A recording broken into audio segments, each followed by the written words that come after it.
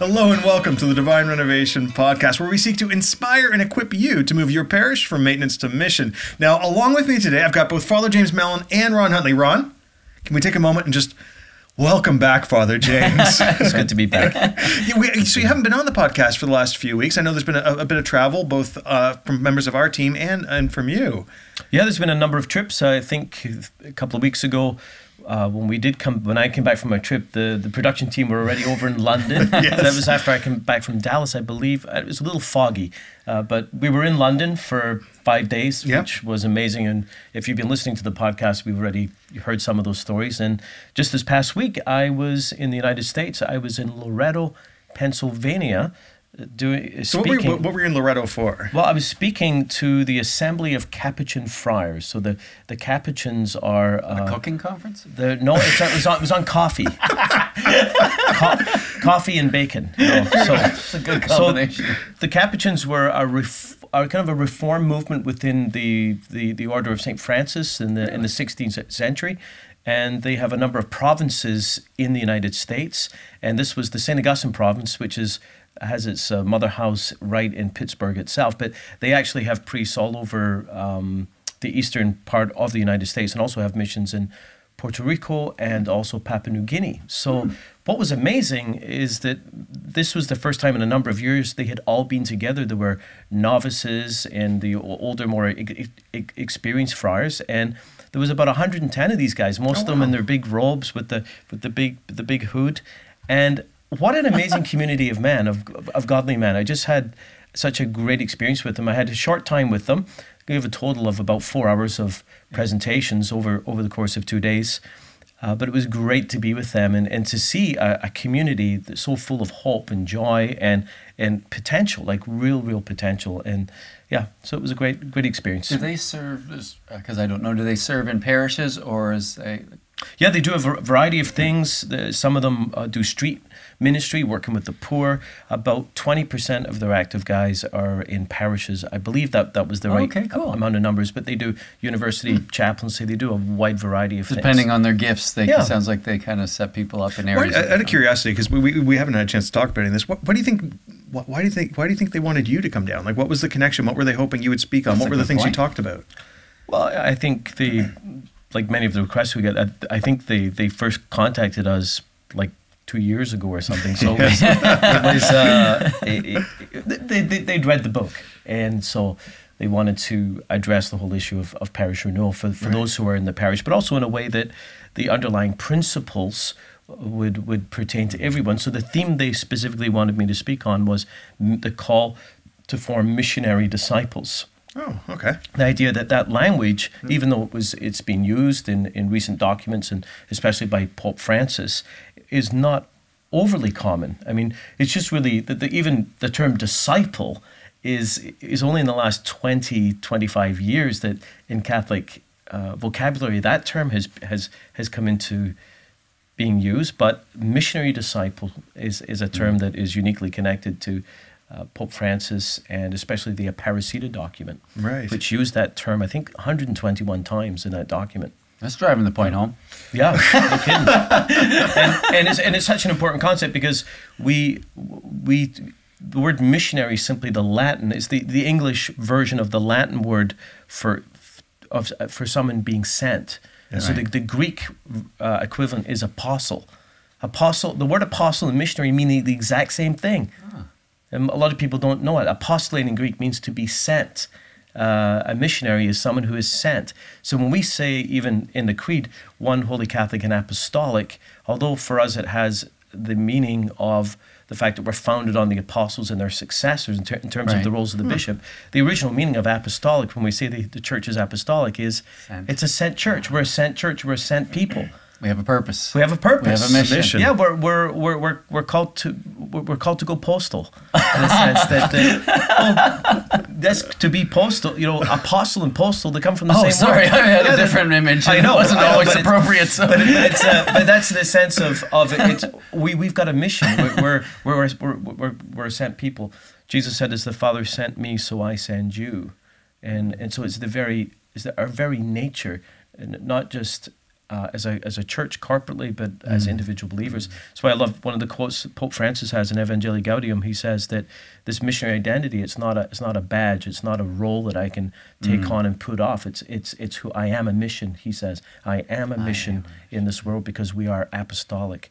So disciples and apostles, in the scriptures we often conflate them. It's like, the 12 disciples, the 12 apostles, whatever you call those guys. Well, a disciple literally means student, a learner, one who is learning. And an apostle is one who's sent.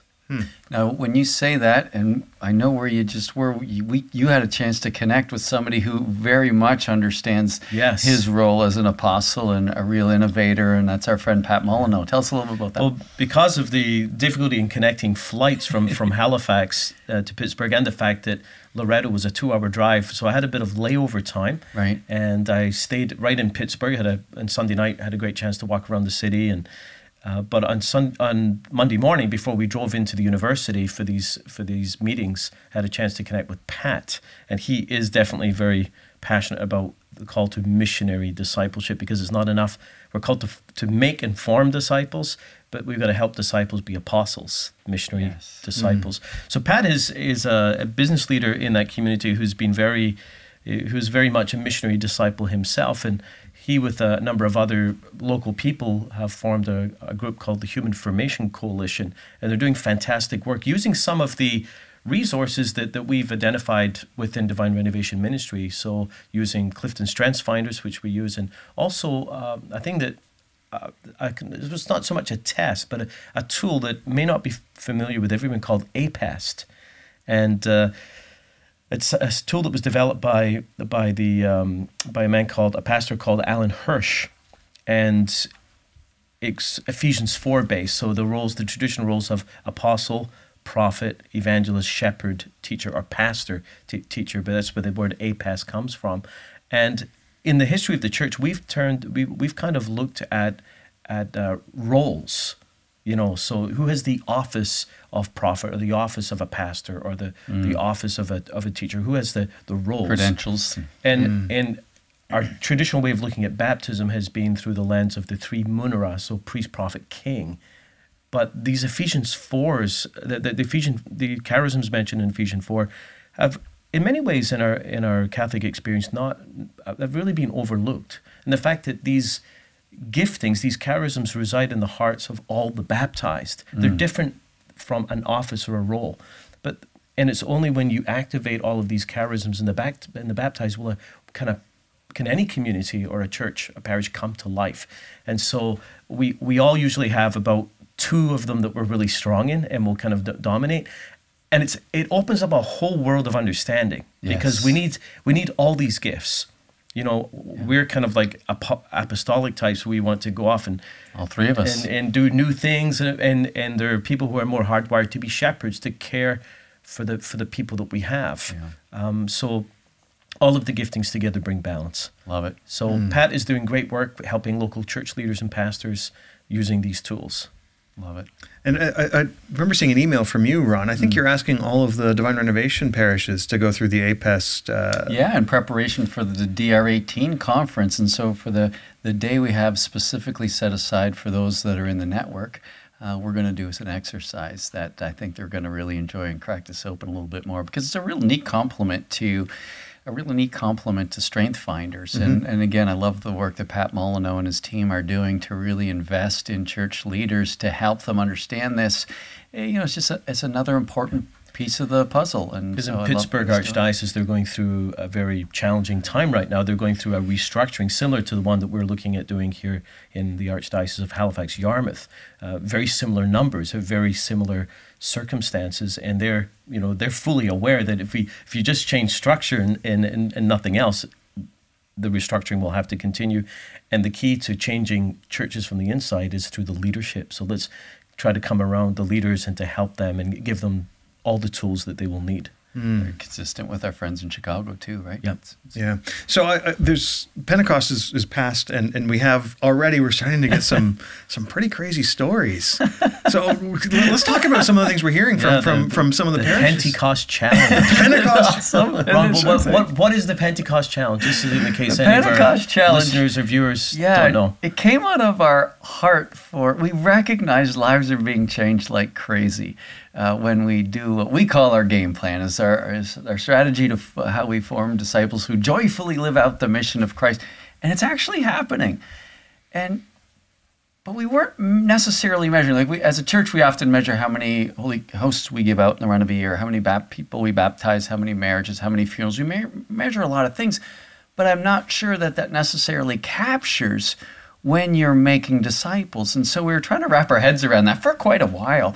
And then at one point we came up with the idea, what if we kind of asked people if they've had a transformational encounter with Jesus in the last 12 months and got them to raise their hand or something. Somehow so like we a have real to life change, like not that, I was renewed in my faith, or I did a Bible study. I did a Bible study. No, talking about, I've become a disciple. Yeah. I can say my life has been changed. I'm now a disciple of Jesus Christ. I mean, it's a heck of a thing, because in most churches, and I often quote this, the Angus Reid research that was done a couple of years ago, of all the denominations in the United States, 50% of them I challenge did not add a single person. I think that stat, no, I could be wrong, but I think it was something like 90%. So I really encourage our listeners and our watchers to go and look, because I'm holding to mine, he's holding to his. One of us somewhere between 50 and 90. Either way, it's not pretty.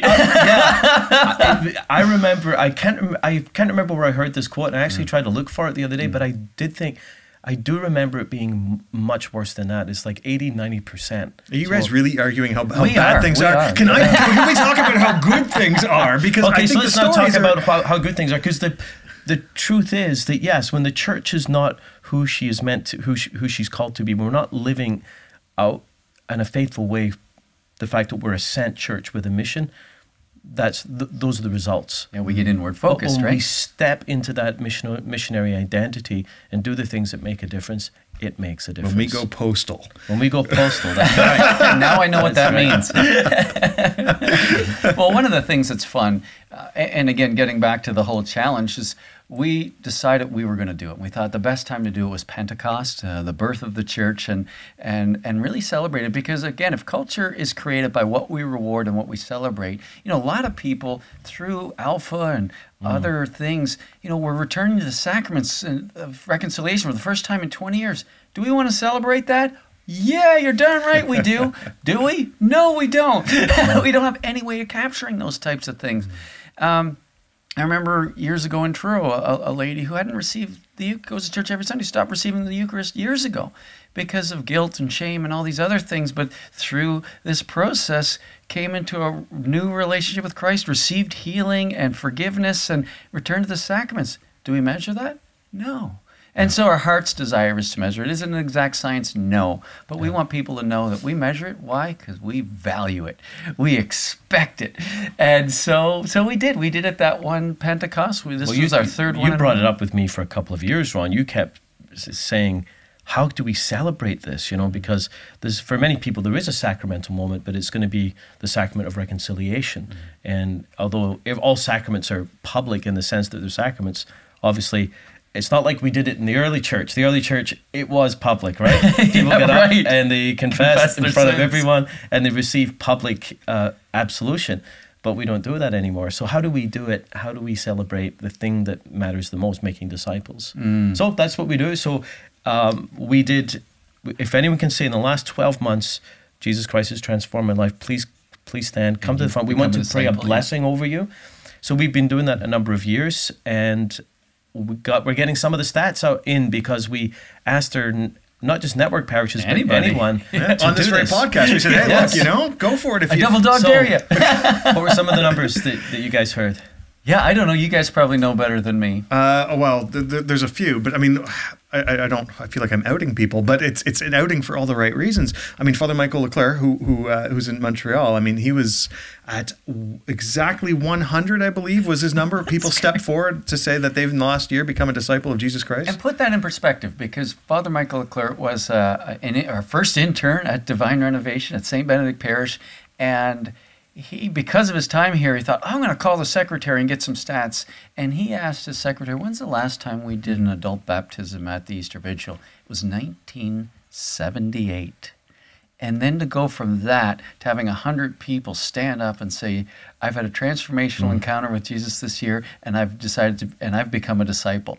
Like, can you imagine that's and possible? his Sunday attendance is about 700 or so. So if you think of those numbers in proportion, it's incredible. I think Father Mauro in Brisbane, Australia, had similar numbers. Yeah, he's 90. He's 90, and he's got a church also of about 700 people. Yeah, 700, yeah. Yeah, and of course we had Father James Mackay on this podcast a couple times because we were with him in England just a few weeks ago, and so he had, I believe, 96 come forward from his parish, and he posted a beautiful photo on Instagram of all these people up on the. It's like, oh my gosh, that is so cool because these are people, these are lives, these are numbers, these are lives. I think I saw on Twitter he said about 104 people. Right. And Father Michael Nixon, down in Florida, similar numbers. And we still get information coming in. Yeah, so there's a lot of churches I haven't been coaching since we've done it, so I'll learn a lot more. And what's neat is for any of our listeners who are interested, you can actually go on the St. Benedict live stream and watch Father Simon lead us through that. You can watch the whole process. He did a beautiful job. His homily was fantastic, and so. The key thing in it is that the homily is about this. I mean, because it's the Feast of Pentecost. I mean, the truth is, if the church is not reborn in every generation, it can cease to exist. It's so exciting, though, to see these parishes, to see these leaders bringing people to Christ, and to have it so visible, right? Like what God is doing with these pastors, and it's just amazing. Well, you know what, Dan, that reminds me, because, you know, in the coaching this past week, talking to a great team, and we were talking about, I asked them if they'd had a chance to do it, and they didn't, which is okay. It really is. But then we started talking about why. And the whys don't surprise me either, because it's scary. And part of it is we don't want anybody to feel judged, and we don't want to not include anyone. And I get those are great motives, and I really do understand them. But I think there is a way that we can do it tastefully that can feel very Catholic, because some people say, oh, that's not very Catholic, you call people up to the front. But we've had to wrestle with these things because we're not trying to do anything that's, you know, I don't know, going to scandalize people. It's not at all. But, you know, and some people say to me, you don't know what's going on in a person's heart. To which I say, you're right. That's why we ask. We dare to ask. They know what's going on. They decide. And they want to celebrate it. The people that turned around after we prayed with them and everything else and were coming back had tears in their eyes and huge smiles on their faces. Why? Because they felt appreciated. You don't think we clapped our faces off for them in celebration? We sure did. And we want to show people that take that risk. That we love you, we care for you. And Father Simon quoted something you said, Father James, when you talked to one of those people, actually. But he said, guys, I just want you to know, we built this church. This church was built for you. And that, again, came right from a conversation you had with a lady. But, you know, and then on the way back, somebody just gives me a great big hug. Like, they're filled to overflow. And one of the other things that evolved, because each year we try to improve a little bit and tweak a little bit. One of the other things they did was Father Simon invited them into the St. Joseph's room on the way out, which is a room that, you know, could probably hold 30, 40 people, and brought them in there. And then they started, and Eric Myatt was in there, and one of our key volunteers and another staff member, and they just started asking people, why did you stand up? And they started telling their stories. And Eric shared with Father Simon that one of the things that he felt like, he said, gosh, he said, Father Simon, it felt like we found this ancient treasure, this priceless, and we got to open up the top and peer into this preciousness as these people were sharing what God did in their lives. How can we not do that? Can you imagine not doing that? I don't see us going back. And by the way, that we built this church for you quote is actually, that's Father Michael White's line. No. Yes, that's what Father Mike says. Right. Yeah, I remember you so telling me that. I'll take credit any day for things that Father Mike White says. Yeah, Father James Mallon. Sorry, yeah. my friend. So let me ask But, you, I just see this, that I don't, after doing this, I think this is our 3rd year, I don't see how we can go back on this, because in that action, what are we doing? We are reforming and shaping culture, for sure, because culture is shaped by what you celebrate and what you reward. And we're celebrating it, and in celebrating changed lives, reconciliation, people coming alive in their faith, we're celebrating the very thing that God celebrates. Think of the parable of the prodigal son. The father kills the fatted calf. Are we killing the fatted calf? Right.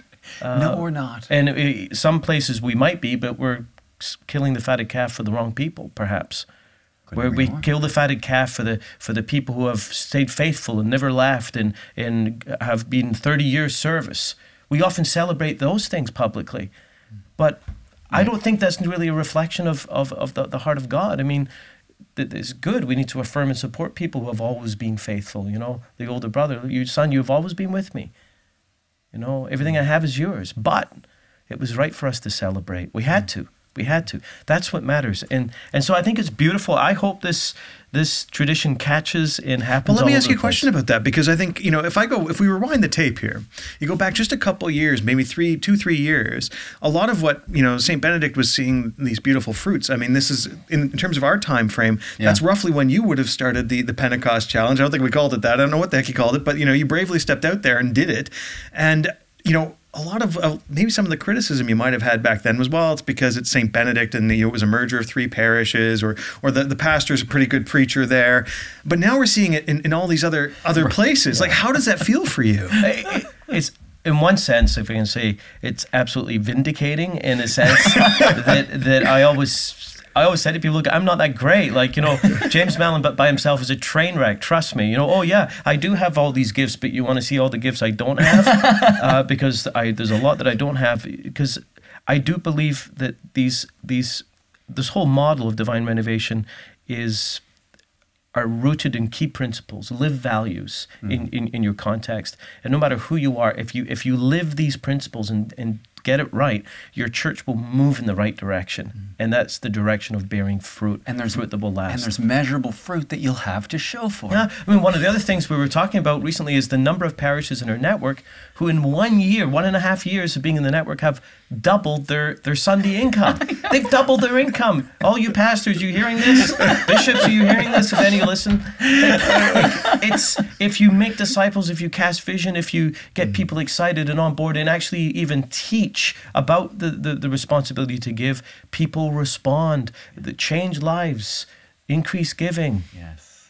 And it's happening in far off places, in parishes that are poor, in parishes in Australia, in England and UK. And just an interesting contrast, those two. But first of all, it's not a guarantee that if you apply divine renovation, you're going to double your income. But what is so cool is that we see that people are feeling moved to give in a new way. They're feeling moved to serve in a new way. And that some of that is measurable through things like the Sunday collection. Well, and that's the whole thing of the culture of stewardship, isn't it? People, once you realize whose you are and how much you're loved, boy, it really moves you to respond. How? Time, talent, and treasure. And I think to myself, I guess it could be a responsibility to give, but I more than that, I see as an opportunity.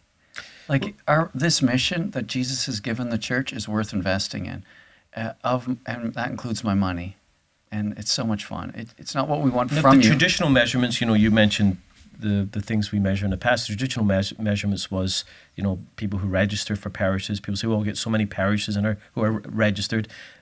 Sunday attendance of people who and then giving. So those who sign up, show up, and cough up. Right? But the only one of these measurements that actually reflects a shift in spiritual health is financial giving. Proportional. So per capita giving, when that goes up, it's a reflection of something going on, for sure. Can I bring up something on that note? One of the interns that's currently at St. Benedict, one of the priest interns that's currently at St. Benedict is he got an assignment. So he knows as he transitions from Halifax back into his diocese where he'll be ministering, he's got his assignment. So he's really excited to start asking very particular questions to us when we get together with him from here on in, first time here. So I'm really excited about that. But he also started doing some research because he and I are going to be giving a workshop together at Divine Renovation 18 conference on sacraments, Father Matthew. And so anyway, one of the bits of research he found from his diocese was one church, same amount of people, but in the last 5 years has gone from 800 people with envelopes to 300 people, envelopes in par. And so to your point of discipleship and growing disciples, giving is often a reflection of a transformed heart. Yeah. You can have the same amount of people in your pews 5 years later, giving goes down. That's probably an indication that you're heading in a direction you're not going to be happy with. Yeah. I mean, it's obvious. I mean, state the obvious, but it really is important to ask ourselves, what are we measuring? And the Pentecost challenge was an effort to measure something we knew was so important, but didn't quite know how to do it. One of the things we're not measuring, but we're kind of astounded by, is, and we've joked about it on this podcast before, is this weird job market that's popping up around Divine Renovation parishes, that so many of them are actually in the process of hiring. And so we were talking about what we're going to do about it to try and help. Yeah, you have some good ideas because we want to connect the right people with those positions, because these positions at these parishes they're critical, right? And so we don't want, we want those pastors to have the right person on team. So what we've agreed to do, now that we're saying it publicly, we're locked in, guys. What we've agreed to do is we want to be able to share those job postings with people from via our website and via the Divine Renovation app. So parishes in the Divine Renovation, those parishes that are on mission. Yes. We're gonna post the jobs that they've got, so that people around the world can see the opportunities in case they feel called to go and serve in those parishes. And when we say on mission, we mean specifically in the Divine Renovation Network. That's right. So these people have signed up, they're being coached, they've read the book, they've read the guidebook. The pastor's meeting with Father James once a month. Like, we are heavily investing in these churches. And what often happens, these churches are at the beginning of their journey, so they're going in a new direction. And what do you say? If you want to go in a new direction, hire from outside. If you've already got a strong culture, hire from within. These folks need help from the outside. They need people who have missionary hearts and are willing to learn how to, to perhaps a new strategy for a parish context. And just last week when I was on one of my cohorts, I think like 2/3 of the guys are hiring. The directors of evangelization, directors of discipleship, music directors to do contemporary music, and personal assistants to help them. So it's like, my goodness, like we should have a whole job board here. So yeah, let's do it. It's true, and it's so key. And my dream is, if I could have a crazy, wild dream in terms of what this could look like. I think about places like Steubenville and how wonderful they are, creating people who are just on fire. You think about great organizations like the CCO or Focus. Focus in the United States. I mean, just raising up unbelievable people, turning them into beautiful disciples, missionary disciples. And sometimes it's not always easy to transition from one particular type of ministry, like university ministry, into parish ministry, particularly if the pastor's not on board. And so your zeal and your enthusiasm can get quickly dashed. And I know I've experienced that, and I know a lot of other lay people who listen probably have too. But to be able to place people with that kind of heart, that kind of conviction, that kind of identity into a church that's connected into the Divine Renovation Network, I think gives them a really exciting opportunity. So if that's you, if you're connected to our podcast somehow and you find any of this inspiring, you think, God has a call on my heart, I want to move out of being a engineer, I want to move out of business, I want to move out of sales, I want to move out of whatever it is you're involved with, I really believe that there is a movement all over the world, and if you want to travel, a movement all over the world to go get people for Christ. So I think this is a great time for us to pause, because we're about to bring in someone from somewhere else in the world. And it happens to be our own local but distant guy, Pat Ryan, who's been an intern with us now for several months. And I'm so excited to bring him on, because he's with us here in Halifax for just a few more weeks. And so to hear some of his story and some of his experiences, it's going to be really exciting. So we'll be right back with Pat Ryan.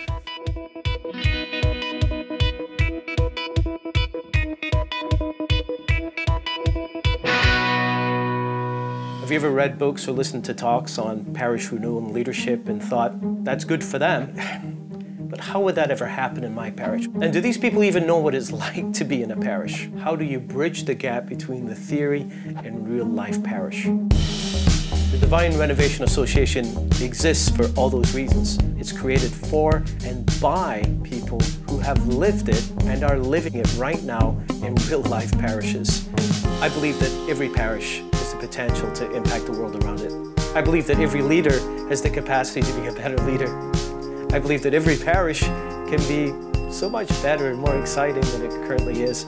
And we want to help with that, to help you and your team to move your parish from maintenance to mission.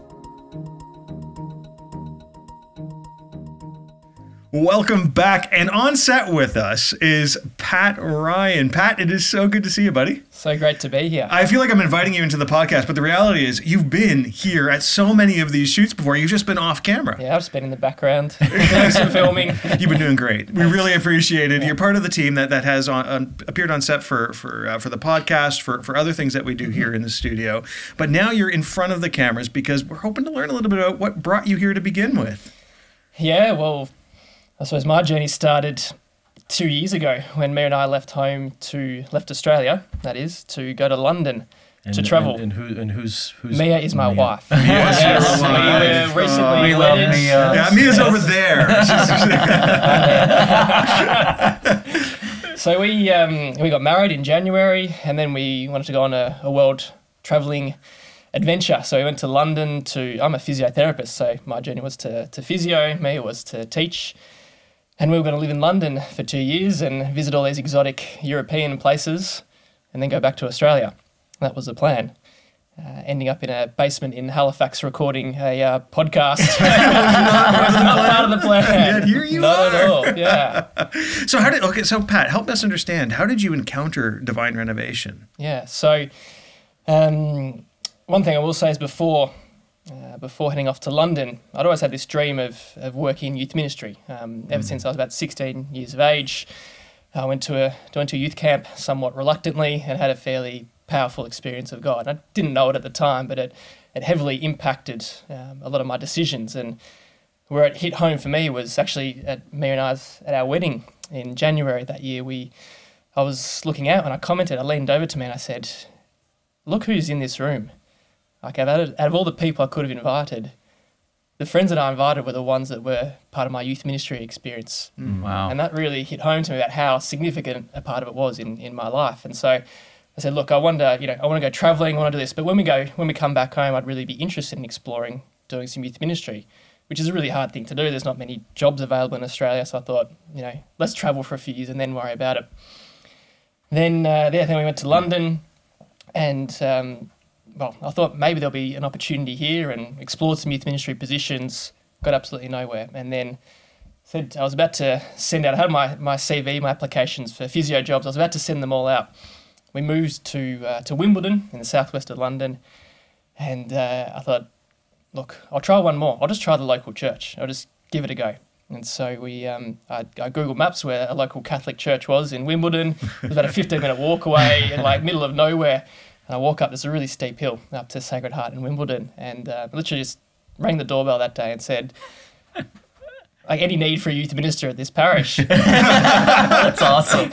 You're crazy. It's such a Pat thing to do. I love Expecting it. to get a, thanks for coming along and we wish you all the best. But no, they said, oh, just hold on a tick. And I spoke to Thelma, was there, and she's a beautiful woman, and she said, look, I'll just see if Father John's around, and had a conversation with him, and they said, well, actually, we do need a youth minister.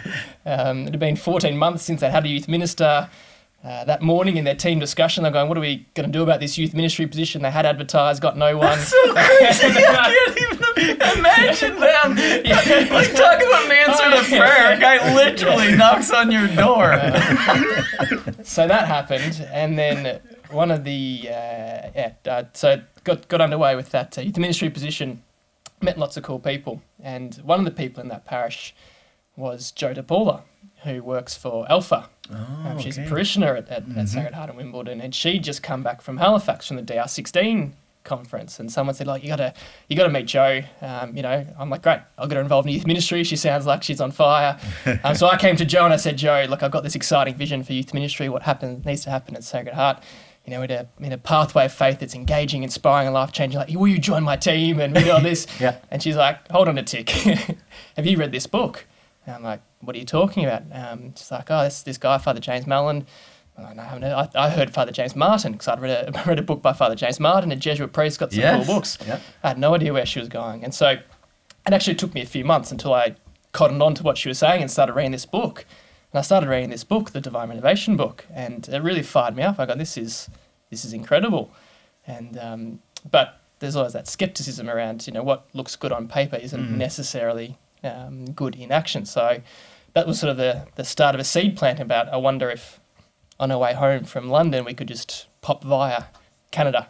And that's where it started. Australians, they think differently. It's not that far to go. It's their playground.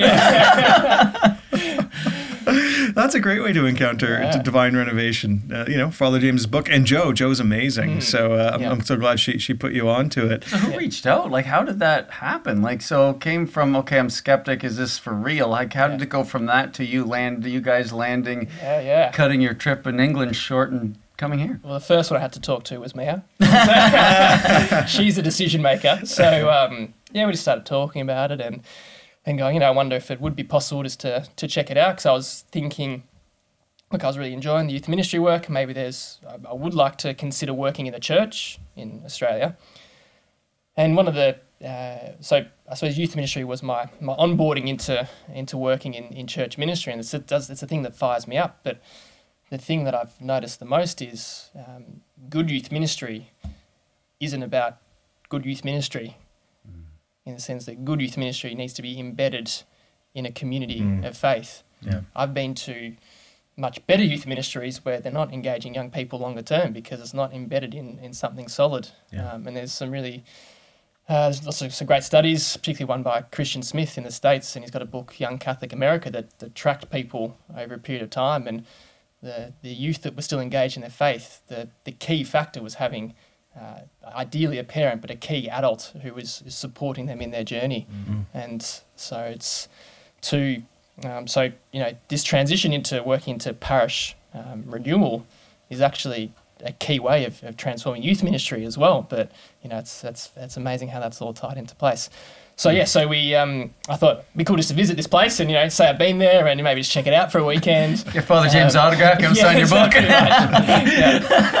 then, but when you reached out to us, I remember when your request first so this came in, is a bit later okay, on. so it developed. Okay, so I'll get to that. So we were actually, I remember this conversation with me. I just introduced her to the book. We'd watched one of the live stream videos, and we're in it was Christmas 2016. We're in France. My brother and sister-in-law had some family over there, had this amazing Christmas lunch there. Anyway, we were sitting down in a cafe Christmas morning, and we're just talking, like, I wonder if we could spend some time in Canada. And we worked out at that point that St. Benedict did some priest internships. And we're like, I wonder if they do, like a lay internship, like maybe it'd be cool to actually spend a serious amount of time there and learn a bit more before we head back home. And that's where that ball started rolling, and then we were reaching out to connecting through the Alpha office, through Joe and through Mike Roach and all those people there. We said, like, you know, do you think this would be possible to reach out to these guys? And so reached out to you guys, and this was only like April last year, just before the leadership conference in London.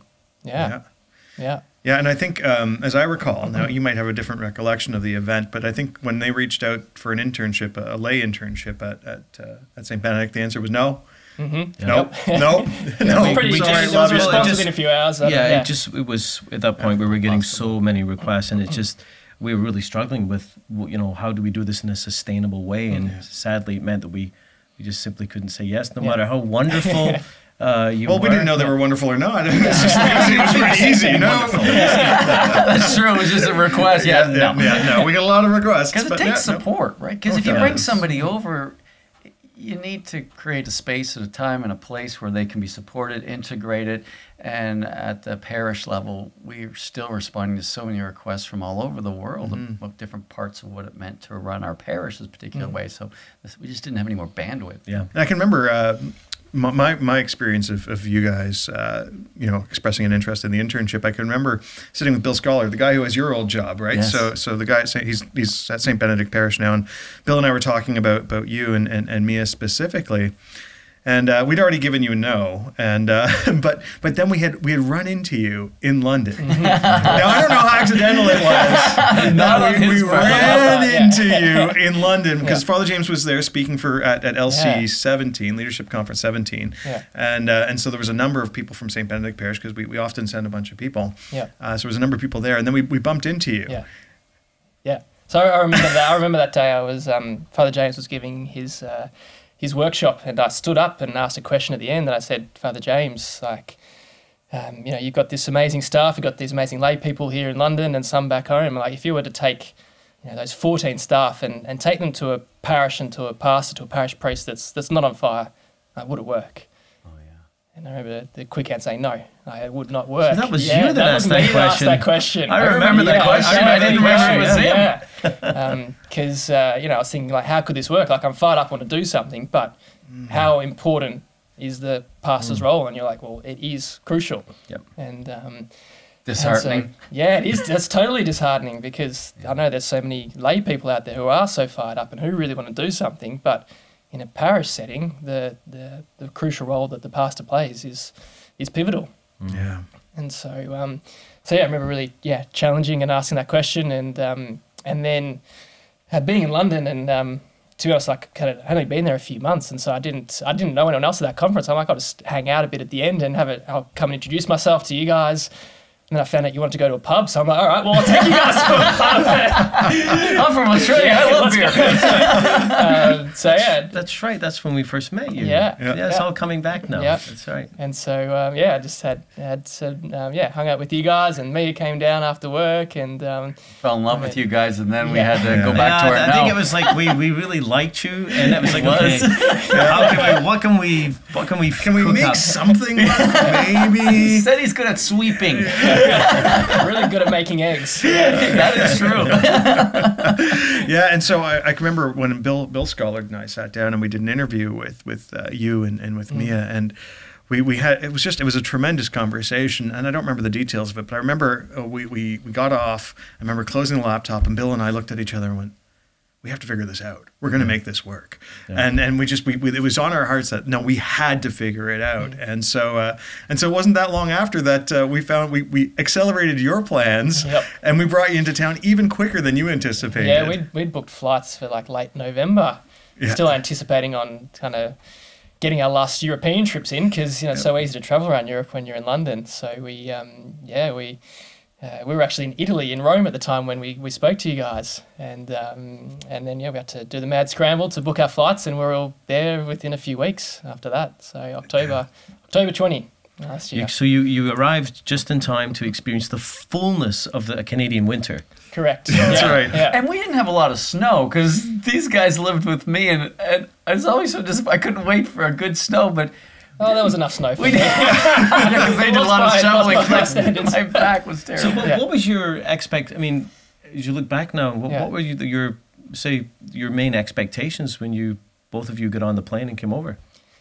I always approach things with an openness and a hope. So I wanted to get out of the experience an opportunity to see what goes on behind the scenes and see what the people are like, what the characters are like, and what the culture's like, 'cause it's talked about, but you can't really get a feel for it until you're actually in there and you're embedded in it. And so I expected to see a loving culture and a culture which is raising people up, but I was still skeptical about, would that really happen? And so, I remember we flew in on a Friday afternoon, and Friday night Alpha was on. Sunday was Connect Group. We just got straight into it. No time to rest. It sounds like us, doesn't it? And him too. And so, I was just struck by. Initially, I remember actually the first all-staff meeting, I think it was probably that week. Rob got up and was talking, he was quoting from Proverbs, with humility comes wisdom.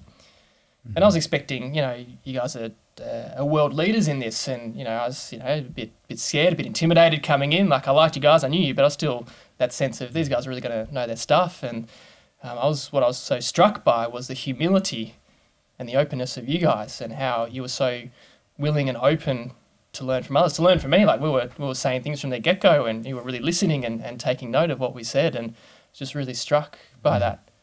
Yeah. It is fun to reflect on some of those earliest experiences. Now, Pat, your role at Divine Renovation has been all over the place. Yep. You have we're still a small team, and so as a result, we all pick up and do whatever it happens to be on the move. And I know you've been a tremendous gift to us because of your flexibility of your gifts. But let me ask you this: in the last whatever it's been 10 months, 9 months, something like that. Yeah. So in that time, what are some of the things that you've done that you've been most excited about? What are the things that you've picked up and been part of that you've been like, that was crazy and fun? Yeah, well, I think as an intern, I wasn't expecting to do a huge lot. And I remember Dan and I, we sat down in January to nut out like the strategic plan for what Divine Renovation is going to look like around the world. I get to have this conversation.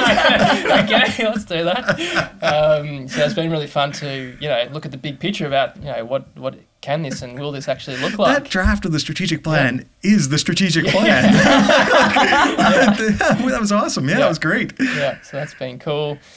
You guys have been talking a lot about the measuring success in our parishes, and that's one of the things I was really pushing when we first got here. I'm like, I hear you guys talk about it, but what are we doing as a whole ministry to measure what we're actually going to do? Because there's so many cool initiatives, so many cool ideas, so many things in that strategic document.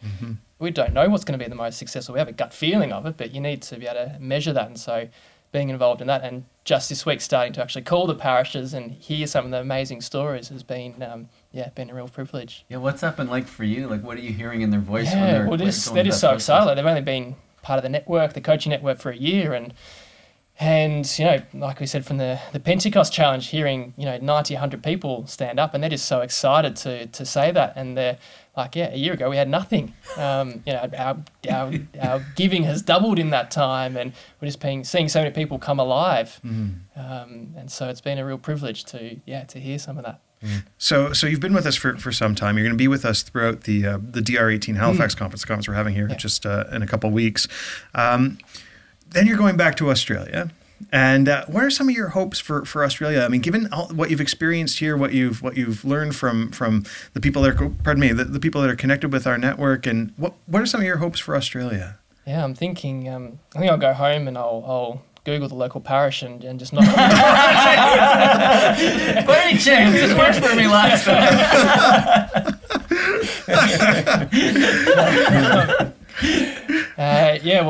It's so exciting to see the impact that Divine Renovation is happening around the world. And so Australia, the Australian church, just like the church over here, like the church in so many places, is in a real crisis point and really needs to go through a process of being inspired and being equipped to become, in parishes in particular, to become missional. And so I'd really desire and have a great dream of seeing that happen in Australian parishes. And so, it's been so exciting to see what's happened in the UK with Hannah there. He's the UK coordinator. Yeah, Hannah is the UK coordinator with Divine Renovation. It'd be awesome if we could open up a Divine Renovation office in Australia. And I know that Lorraine and Greg are doing some great work in already promoting that in Australia. It'd be so awesome to come alongside them and do that.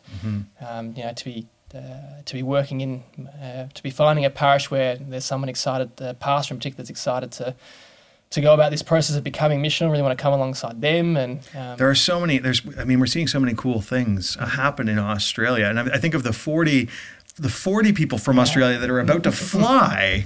Like, that's like a 24-hour flight, right? Journey. Yeah, they're flying here to Halifax for the conference in just 2 weeks. I mean, like, the enthusiasm down there, and God bless the people on the ground. I think of Lorraine and others, but they're doing amazing work in that country, and just to till the soil and get people excited about the possibilities. Yeah. And so, and then you're going to Australia, and then we're sending you to Australia, but we're letting you come back. I think I'll come back till I get an accent like his, though. Yeah, so you can have a glass of water.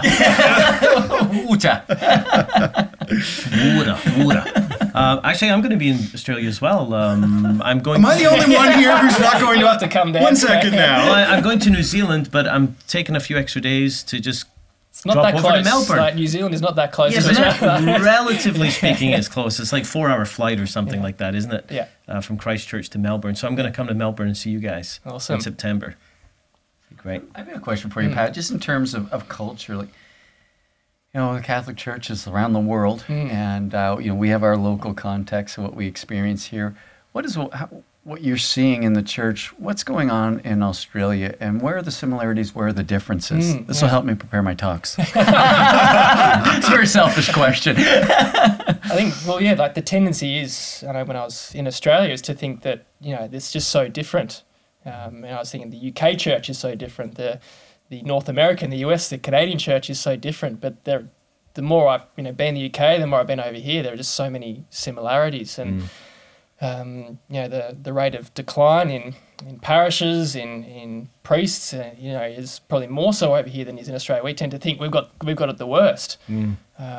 What I will say is, what Australia's going through at the moment is still in the thick of the child abuse issues, and so even just this week, the Archbishop in Adelaide has stepped down over being convicted of covering up, of not coming forwards about allegations. So, we're still right in the thick of it in Australia, and the church is hurting so much. Yeah. I know so many of my peers who, even when I went through youth ministry with, are really struggling to be involved in the faith because they see so much hurt, and they're like, why would I get involved in that? You get disillusioned. Absolutely. And Father James has a chapter of that in his book. Yeah.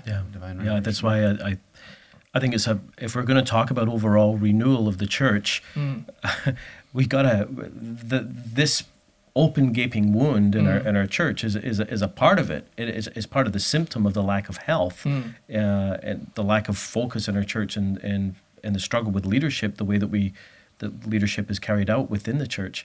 But it's also a deeply painful issue for priests, for lay people, and not to mention, of course, the people who suffered abuse themselves, who for every time these things are in the news, it must surely be like reliving things again. So we're still, news recently from Chile and Australia shows that although in some places I think we've dealt well with this eventually, that we've still got a ways to go. And it's part of the renewal effort as well. Painful part. Yeah, so Pat, as you travel back to Australia, and I've said this to you before, and I'm happy. You've been such a tremendous asset to us. I've gone so far, Ron, as being willing to accuse you of a capital crime so you can't leave. We don't want to leave. We don't want to lose you at headquarters here at Divine Renovation. But I mean, our hope for you is that whatever you do when you land in Australia, that you continue to be part of this ministry and this renewal, because you are such a gift to the things that we see happening all around the world. Now we've got a couple interns, you, of course, being one of them. I'm thinking of Joel, who's also in studio today. He's our most recent lay intern. Now, he's only here for a short time. But what advice would you give to someone who was crazy enough to want to be an intern with Divine Renovation? Do it. Okay, next question. Be bold, and if you feel a calling and feel fired up to do it, then reach out. And the beauty is that 8 months down the track now is that it's not just St. Benedict Parish that you can intern at. We've got so many parishes that are now going through their own journey that you might be able to find a place. Like, reach out. I think so many priests are calling for lay people to come around them to support them. There's such a need for it. So if you feel that calling, do it. Yeah, and as a word of caution, I'd say the same thing to them that I would say to you is we're looking for you to come with the support of your bishop, your parish, in terms of the financial resources. Absolutely. Because we don't have resources to pay for those internships. But if people are able to come, we're open to the conversation.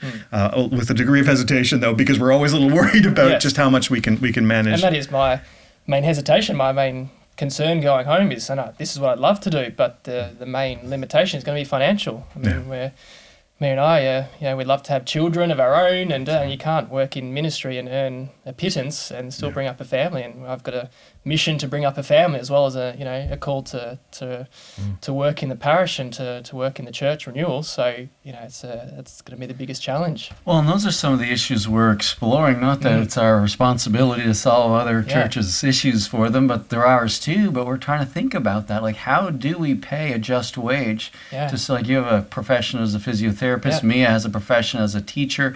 How do we pay competent, passionate lay people a just wage so that they can use their gifts in a church in a way that has incredible impact. It's a challenge. We have to think very differently. Absolutely. And I don't necessarily think we have the answers. We're starting to explore them. We're talking to a lot of people who know more about this stuff than we do. And we're going to have to innovate. We're going to have to experiment so that we can get people like you into churches to make humongous differences. Like, I came out of the pharmaceutical industry. Bill Schollard, who works with us, came out of the, he's an executive in a beer company. I mean, we are pulling people out of great careers, great jobs, and using their gifts to make a great difference. And we want to keep that going. So, if there's anybody listening out there that this speaks to your heart and you're somebody of means and would like to partner with us, we would love to talk to you, because we need to find ways to finance this mission that we believe God has called us to. So, Pat, given this is probably your last time to be here on this side of the cameras for the podcast, is there anything you want to share or say with us or with people out there who are watching and joining us? I just think thank you to you guys for accepting and saying yes, and just challenge everyone out there who does feel that call to seriously discern that and to seriously question it, and don't see the finances as a immovable barrier, because I think there's totally ways to do it. It's just really hard to do, and we're exploring ways, and people around the world are doing it. So to say yes. Pat, it's so great to hang out with you. I love hanging out with you, even when we got microphones pointed at our faces. It's always such a joy to spend time with you, man. So if you've enjoyed this podcast, I encourage you to download the Divine Renovation app. It's in both the Apple App Store and the Google App Store, whatever those stores are actually called. Hop on, download the app. It's the best way to connect with this podcast. Also, let me challenge you to consider supporting this ministry. This ministry works hard, and everything here is paid for, frankly, by donations. And so if you feel called to support the ministry, you can do it actually right through the app. And for as little as something like $10 a month, it would actually make a huge difference for us as we continue to try and build up people all over the world to try and make God's kingdom both an exciting place and a missional place. Thank you so much for joining.